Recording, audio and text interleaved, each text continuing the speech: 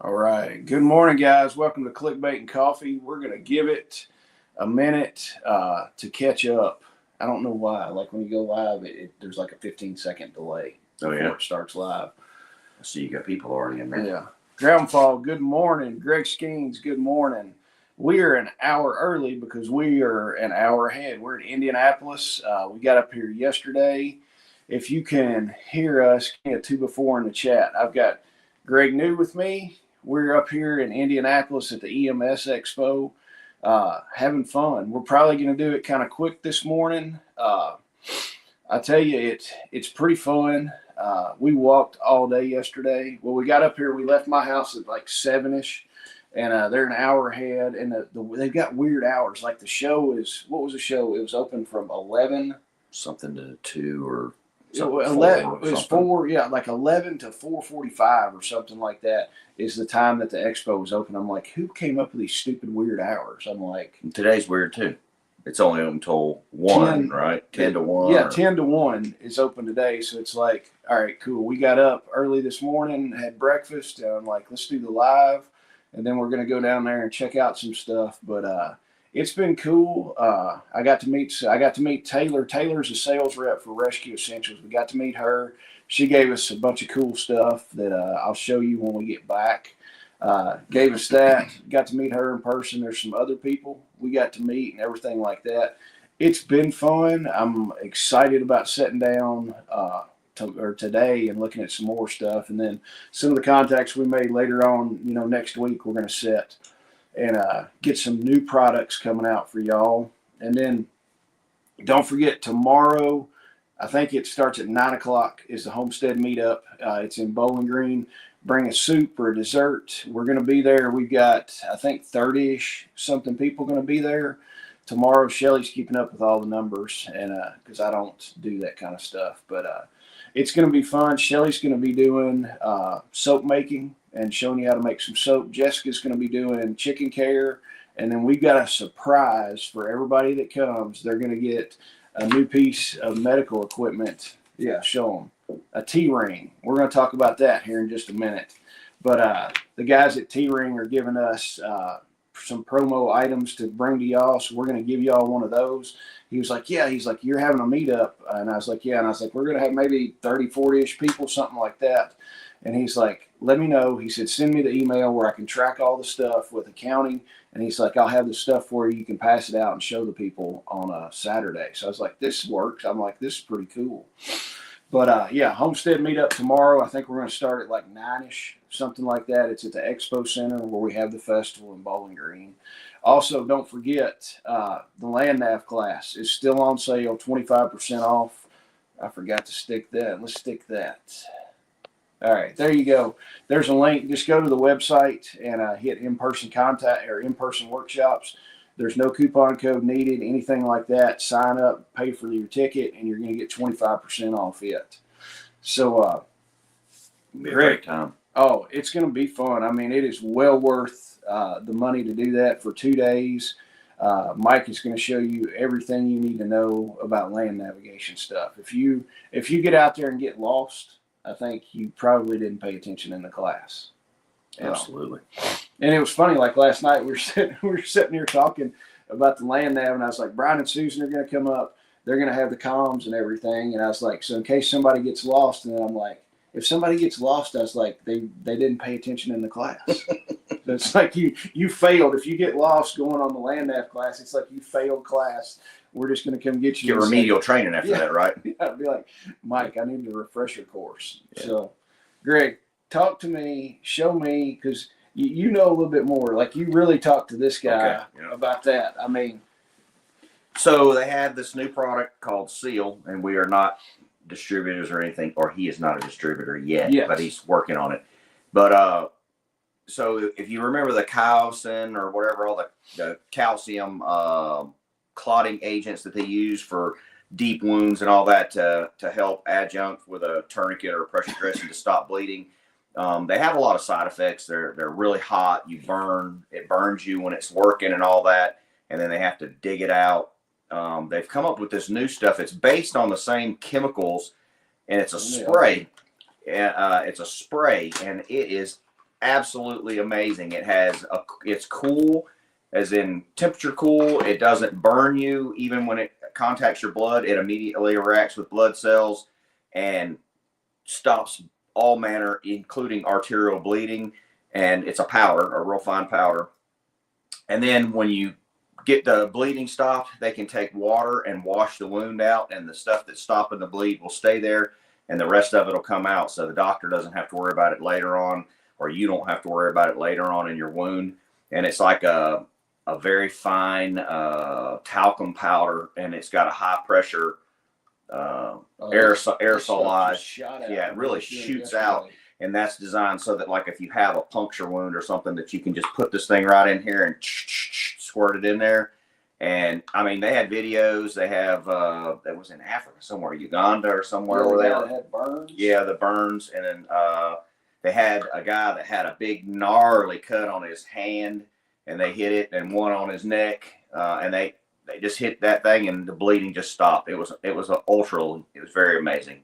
So we're really excited about this. He got a free can, of course I did, and he was like, "You ain't getting one," but I'm gonna get some later when he starts selling it. Tell him about the pig. Oh yeah, so they had an anesthetized. I can't say that word very well. Pig, right? So I couldn't spell it. I can barely say it. I can't spell it whatsoever.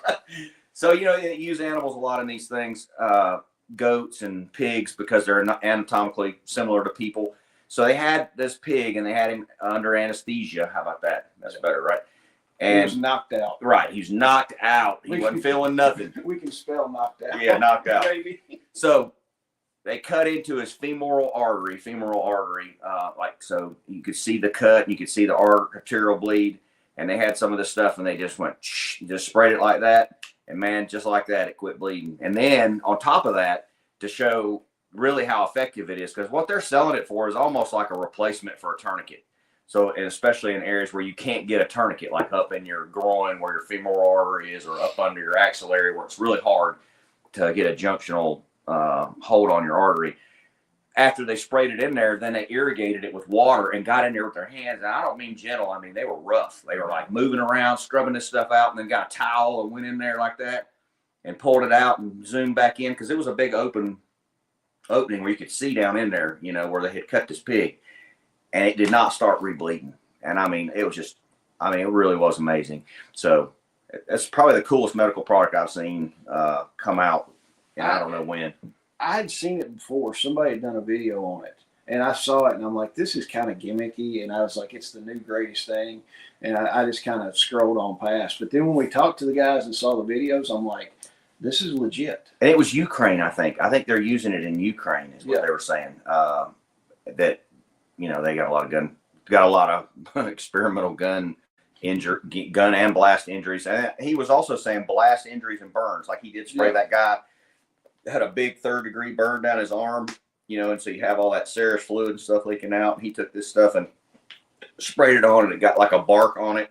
And according to them, it like locked out the infection, because even though they can't sell it as antimicrobial action, the actual ingredients in here do kill germs, and it seals it out so you don't lose fluid, which is a big part of burn therapy, is dehydration. And it showed like a 7 day afterwards. Man, his arm looked a heck of a lot better. Yeah, I was like, okay. So that what they're looking at is all things war wound, blast, gunshot injuries, and burns, that this stuff is right now is looking really good for. I think it's pretty cool. Yeah. I just wish we had somewhere where we could test it ourselves. Hey, they had a knife on the table, but he wouldn't take the cut. So I don't know what y'all think about that, but I took staples for Shelly one time, though. I didn't hear that was voluntary, though. I heard she just did it. Well, I kind of was like, okay, maybe you can do it, and it's just like thump, thump, and I'm like, it did not feel bad. I would rather get stapled than have them pulled out. The pulling it out sucked worse than getting the staples. Right. So, tell them about the nickname is Mr. Fister now. I'm not even going there. So the next product what we discovered out there as we were wandering around is this T-ring that Jason already talked to the guy into giving free samples, as he said. So basically, it's just a little tourniquet. I'll open this thing up. This is an example or sample pack like we'll be giving I guess at the meetup, right? Saturday. Everybody should get one at the meetup. So it's a one size fit all from infant all the way through adult. And this little thing right here, you just slide it. Let's see, there's some pictures in here somewhere. Right here. You just slide it up on any finger. Their statistics is like, I can't find it right now, but he's saying like thousands and thousands and thousands of people every year have finger injuries, and they end up going to the ER when they really didn't need to go to the ER. And then when they're in the ER, they have some ineffective ways to kind of stop bleeding, either with a Penrose drain or rolling up a glove, or they have some silicone bands, but you got to get the right, it's like a rubber band. You got to get the right size to fit the finger. Well, this thing fits all fingers and all toes. You slide it down on, and as you can see right here, maybe you can see, but it completely stops blood flow. So there's no venous or no arterial blood going down, and as you squeeze it up, it pushes the venous return out. So basically anything on that finger that's bleeding is going to stop. So then you can wash it out and look and see how bad it is. You can either Steri-Strip, put some iodine or whatever in it, Steri-Strip it, or suture it.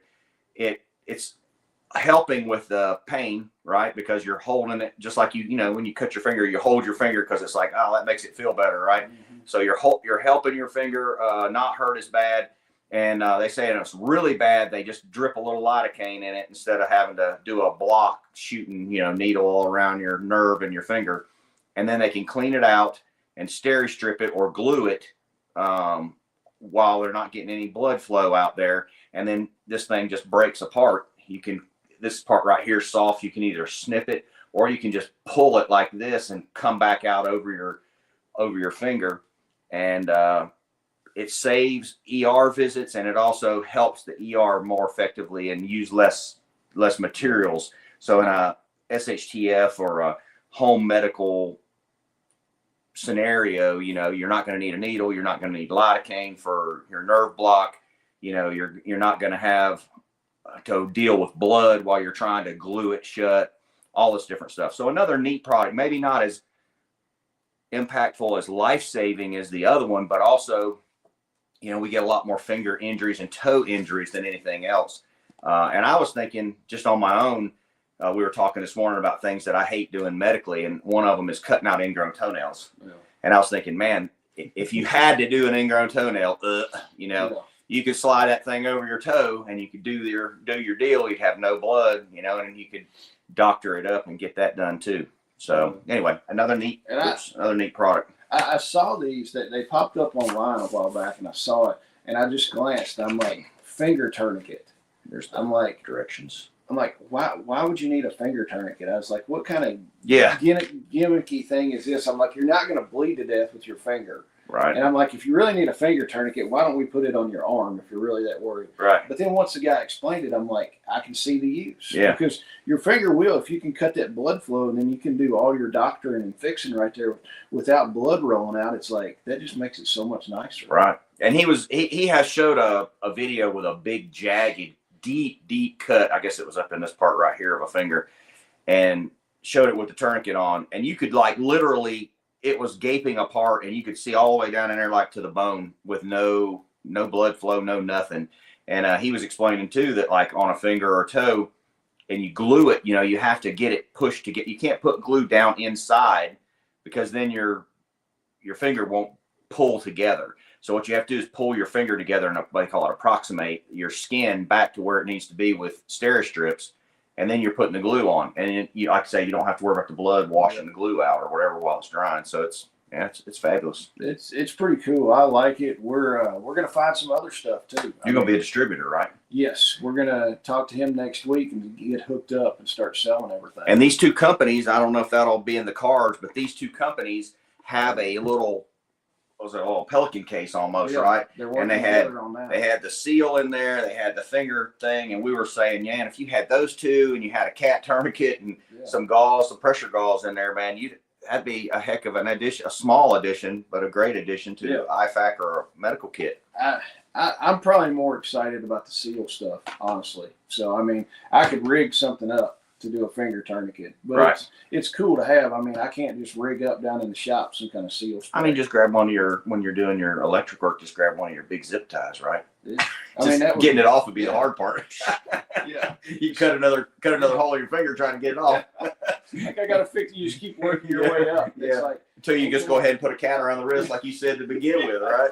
I should have started with the cat. Yeah. Now we did see what's the name of that company that tourniquet wrap? Oh, I don't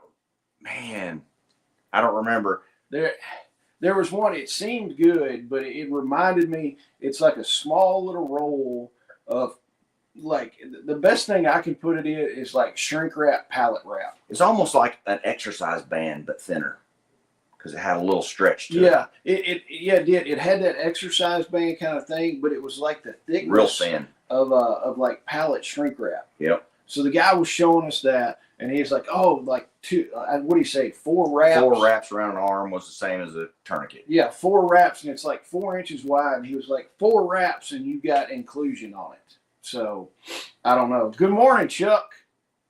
Chuck's here. Chuck, you should have come up here with us, but it's a long drive from West Virginia. Maybe we can get one of those for you to show later. Yeah. Okay. It had just a little bit of adhesive, but not enough where it felt sticky, but just enough so it would stick to itself when you went around. And the good part about it was you wrap this thing around and you get the tourniquet effect, and then when you get ready to take it off, you just pick up the end and just like it was saran wrap and just unwrap it and it's done.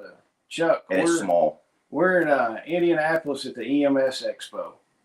Today's the last day of it. We've been finding all kinds of cool stuff. We got seal spray to try out. You've probably seen that before, Chuck. That, and we got the T-ring to see what we can do with it. But yeah, we're in Indy at the EMS Expo got up here yesterday. We're going to hang out for a little while today and then head back to Bowling Green in Tennessee. So, but yeah, I don't know. It seemed kind of cool, that tourniquet thing, and Chuck said it's 5 hours away from him. But yeah, that tourniquet thing seemed kind of cool, but then it's kind of like, I don't know if it'll really work or not. Yeah, I'm kind of iffy on you being able to put enough torque on it, and I think it would also depend on who was applying it. Well, part of it was the price. I mean, it was $40-some, right? It's like $38. Same price as a cat tourniquet, and you know cat tourniquet works. Yeah, and it's easier. Yeah, and I'm just like, okay, and then trying to pull that thing and everything else. And I mean, I don't know if you've ever tried to, heck, trying to shrink wrap a dish. Yeah. After you got leftovers, putting shrink wrap, I fight with the darn shrink wrap, trying to get it on top of a pan, and I'm like, there's nothing wrong with me, and I'm having trouble with it. Something else too, you got an injury that's that bad that you need to put a tourniquet on, and now you're having to manipulate his arm and pull on his arm to torque this thing around instead of just taking a tourniquet and sliding it up and then twisting it so you're not manipulating the arm all around, you're just cutting the blood flow off. So I'm with you. I think on that one I would stick with the tourniquet. I think some of the stuff that we've seen is like a solution looking for a problem. Well, so glass half full, right? Yeah. The only advantage I see, or the biggest advantage I see, is it was as big around as your thumb and 4 inches long. Yeah. So instead of a tourniquet, that's big around your wrist, by the time you put it around in there, it's that size. Yeah. And so portability would be, or weight, if you're looking for lightweight or portability, I think you'd have an advantage there. But I'm with you. I don't know that I would trust it as much. Yeah. Good morning, Bill. And then we talked about the junctional. Yeah. It's and I forgot the name of it. We looked at it for just a minute, but it's essentially a tourniquet that you can use on junctional areas. And essentially, it's like a knockoff of a cat or anything. Wasn't that the Pfister or something like that? I forgot the name of it. I saw it. It was an Israeli company. Yeah. Because they had the Jewish flag back there. Yeah. But it's essentially like any kind of windlass tourniquet, but they've got it looks like a piece of 3D printed plastic or something like that. Like a mushroom almost. Yeah, and the guy was like, you can put it right here, and it clicks into the tourniquet, so then it puts pressure right here. And I'm like, okay, good morning, Hochstedler's Haven, good morning. But yeah, and we walked on, we watched his demo, and I was like, okay, that's cool, but then I didn't see how you could store that with the tourniquet. Yeah, it just kind of came separate, yeah. Without making it bigger. It's like, you know, then you're going to have this big thing sticking off, and how's it going to fit in your pocket and stuff like that. But then we were talking about it, and you said before you would take a roll of gauze and put underneath. Put a cravat, cravat, and then put a pressure dressing over it. The other thing is it's so small. I mean, it was the end of it was maybe a nickel, maybe a quarter. And so you'd have to be very anatomically correct. You know, you'd have to really know exactly where that artery you're trying to compress is. And like, that's hard. A lot of people don't have a real good idea of anatomy and physiology. Yeah. You know what I mean? So and he was trying to say that he was pushing the subclavian artery up here, and that and he did a inguinal for the femoral artery. But like, I don't think your average Joe maybe knows exactly where that is. And then even if you do, trying to get a quarter size pressure point on that thing, it was a little iffy. Yeah. And then Chuck's saying it's an Israeli thing. And Chuck says you have to know the junctional spots. Right. But then I asked you, I'm like, why couldn't you just pick up a rock and use your cat and stick a rock under it? And same deal. Well, something smooth anyway. Yeah. Maybe a golf ball. If you're by the creek, you can get a nice smooth creek rock. There you go, creek rock. Yeah. That or save $10 and carry a creek rock in your pocket. I mean, what heck? Grab your magazine for your gun, your extra mag, and stick under there. Do something like that. Maybe. That's kind of flat, but maybe. That or just carry a golf ball with you. Yeah. So, but yeah, it's been fun so far. I'm looking forward. If this thing will ever get open, we're going to run, hang out, talk to some more people, check out the stuff. We've got a couple booths that we missed yesterday. And I tell you, if you're in the market for an ambulance, this is a place to come by, like an ambulance. Or a single man drone, like a flying. Tell about that. Oh my God, I've never seen nothing like it. It's got little short wings on it, and it's got like 8 propellers in the front and 8 propellers in the back. And it looks like it works like some kind of hovercraft. It looked like it was made out of wood, but I'm sure it wasn't. I don't even have any idea. It doesn't even look like anywhere you could put a patient. I don't even know why they had it there. Probably just, it looked like it'd be for recon or something. Maybe. Flying in. But it looked like, when I saw it, it looked like Batman to me. Yeah, it did. Like some kind of Batman crap toy. But they had a video of it flying around. And then, of course, I was talking to my wife last night, and Lincoln was on speakerphone, and we were telling him about it. He goes, Dad, they've got a drone there? And I was like, yeah. And he's like, it's like one you can fly and ride in. He's like, yeah. And he's like, why don't you buy one? I was like, dude, these things are probably $200,000 or better. And he goes, bust out a check. Yeah, he goes, just write a check. And I'm like, honey, there's not $200,000 in that account to write a check on. I was like, what are we going to do with it? He goes, I can fly it to school. I'm like, you can barely ride your four-wheeler. We're not going to put you in the air. So, but yeah, it's been a good time. We're going to be up here. That's about all we've got. I didn't do any big topic because we stayed up till like 12:30 last night talking about everything. There were, Shelly, if you're listening, there were some deep rabbit holes last night that we went on. But we kept them off air. Yeah, all off air, off the record, nothing written down, nothing recorded.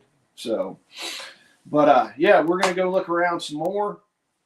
Hopefully within the next week or so, we're going to have some new products on the website that y'all can check out. And Saturday, if you're in the area, come Saturday, we're going to have these little jokers to give to everybody. We're going to do a short little demo, show you how to use those things. Maybe nobody will get cut where we actually have to use one. Right. But it would be kind of cool. I guess, if you think so. Maybe we can get him to send us one of them videos. Oh, I bet he could email those to us. I bet he could. All right. To you. Yeah.